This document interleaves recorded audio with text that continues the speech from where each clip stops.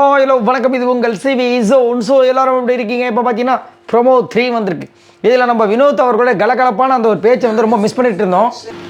அதை மறுபடியும் இங்கே வந்து பார்க்கக்கூடிய ஒரு சூப்பரான ஒரு சந்தர்ப்பம் இங்கே இந்த ப்ரோமோ 3ல நம்மளுக்கு கிடைக்கிது. ஸோ என்னோடய எபிசோடு இது மூலமாக நம்மளுக்கு ஒரு சூப்பரான ஒரு சம்பவத்தை ஏற்படுத்தும் அப்படின்றத மாற்றுக்கிறது கிடையாது. ரொம்ப நாள் கழித்து ரொம்ப அப்படியே கலகலன்னு சிரிக்கிற மாதிரி ஒரு எபிசோடு இருக்க போது போல இருக்குது. ஆல்ரெடி சனிக்கிழமை என்னென்ன நடந்தது என்ற வீடியோ ஆல்ரெடி போஸ்ட் பண்ணிக்க போய் பாருங்கள். ஸோ இப்போ இங்கே வந்து பார்த்தீங்கன்னா வினோத் வந்துட்டு அங்கே வந்து முதல்ல வந்து எமோஷனலாக பேசின விஷயங்கள் வந்திருக்கும். இப்போ வந்துட்டு வினோத் அவர்கள் பேசுகிறாரு, எல்லாருமே வந்திருக்காங்க. அதான் உள்ளே வந்துட்டு எல்லாருமே பிக் பாஸ் வீட்டுக்குள்ள இருக்காங்க. எக்ஸ் கண்டஸ்டன்ஸ் இருக்கிற கண்டஸ்டன்ஸ் எல்லாருமே என்ன தர்பீஸ் அப்படின்னு கலாய்க்கிறாரு. திவாகர் வந்துட்டு இங்கே வந்து Vinod sir I love you அப்படின்னு சொல்லிட்டு அந்த லவ் சிம்பிளை காமிக்கிறாப்புல. இப்போ இவர் வந்து யாரும் வினோத்துக்கு ஓட்டு போடாதீங்கன்னு சொல்லிட்டு இப்போ வந்து லவ் யூ சொல்கிறியா அப்படி கலாய்க்கிறாரு.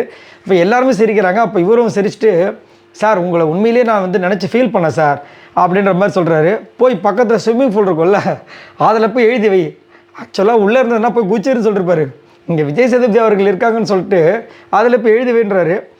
அதுக்கப்புறம் பார்த்தீங்கன்னா, சார் நான் 18 லட்சம் எடுத்துகிட்டு எல்லாருக்கும் அல்வா கொடுத்துட்டு வந்திருக்கேன் சார் அப்படின்ற மாதிரி வந்துட்டு ரொம்ப கர்வமாக ரொம்ப ஒரு தைரியமாக ஒரு விஷயத்த வந்து அங்கே வந்து ஷேர் பண்ணுறாங்க. அப்போது விஜய் சேதுபதி அவர்கள் சிரிச்சுட்டு, அல்வா கொடுத்து தப்பு இல்லை, அல்வா கொடுத்துன்னு ஒத்துக்கிறீங்க பார்த்தீங்களா, அதுதான் மேட்ரு அப்படின்ற மாதிரி வந்து சொல்கிறாரு.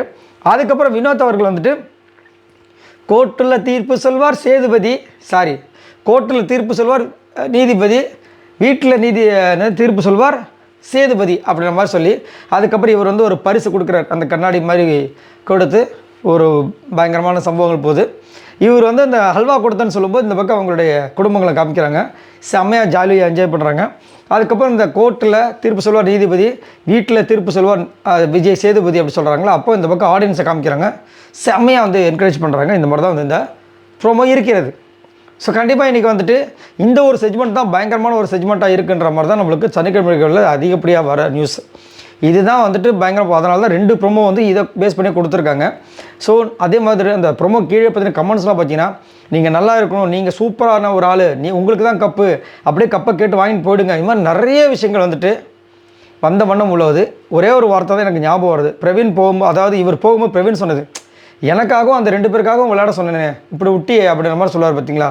அதுதான் இன்னும் காதுலேயே ஒழிச்சிட்ருக்கு. சரி, நீங்கள் இதை பற்றி என்ன நினைக்கிறீங்கிறத மறக்காம கீழே கமெண்ட்ஸ் பண்ணுங்கள். பாய் நண்பர்களே.